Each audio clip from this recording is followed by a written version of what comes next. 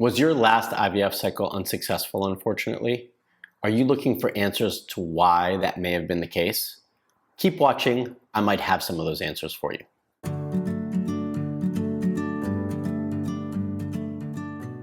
Hi, I'm Dr. Marc Sklar, the fertility expert, and welcome back to Fertility TV. This is your YouTube channel dedicated to empowering your fertility. I've been helping couples from all over the world get pregnant for over 17 years with my virtual consultations and online fertility programs. If you're trying to get pregnant, subscribe and hit the bell so I can help you too. And there's no better time to empower your fertility than after a failed IVF cycle. But often a question that I get asked from patients is, why did it not work? Now, sometimes there's really no answer for it. Sometimes it's just a matter of chance. Everything was good, everything went well, the embryo was perfect, transfer well, we did all the right things and it just didn't work. And there is an element of that we should understand, that just sometimes chance wasn't on our side and the numbers just didn't work for us. It doesn't mean that you shouldn't evaluate what you did and everything else that happened to see if there were some places that can be improved. And sometimes those are the reasons why it's not successful. So outside of the whole chance factor, there are some reasons that I think can be causes for failed IVF cycles. The first one that I want everyone to remember and recognize, and it's a hard one to digest, I think, is that IVF is an experiment. Yes, are there parameters that we all work within or that the IVF clinic works within? I'm not an IVF doctor. I don't perform IVF. I just work with patients who do it, and I see it often. I've worked with thousands of patients going through IVF, so I've seen these tendencies over and over. And this conversation is one I have often, that IVF is just an experiment. They base their protocol on several factors: your age, your hormone levels, your weight, and your height. And they just make a determination of saying, okay, so this is where we're gonna start for you.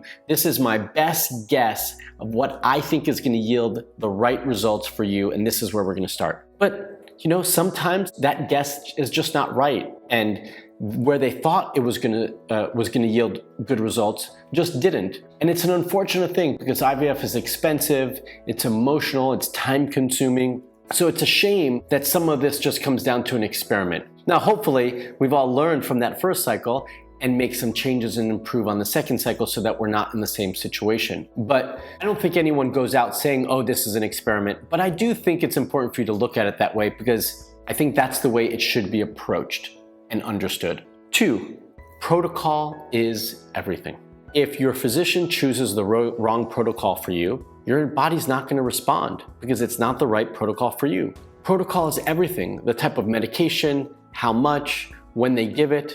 So there's so many nuances to this, and there are different protocols that can be done based on circumstances, hormones, and so forth, that if you're given the wrong protocol, not purposely, I'm not saying any of this is purposeful, but if you're given the wrong protocol, then odds are your body's not going to respond the way that we wanted to or expected to, and so we're not going to yield the results that we were hoping for. So protocol is really important.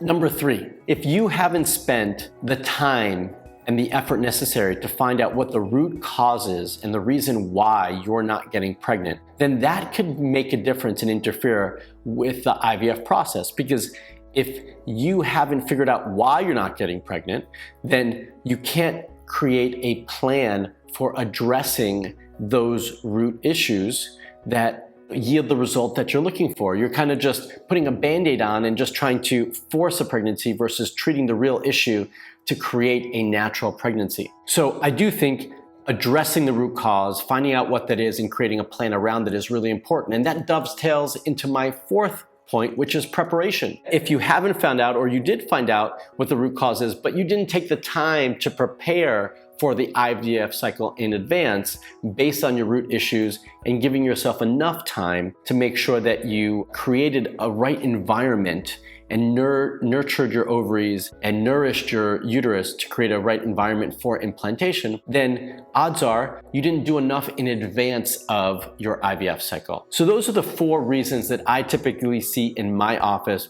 that IVF cycles don't work. If you've had, unfortunately, a failed IVF cycle and you have a feeling or know why it didn't work, leave a comment below. Let us know what got in your way of having a successful IVF cycle. I'd love to know, and I'm sure everybody else watching these videos would love to know as well.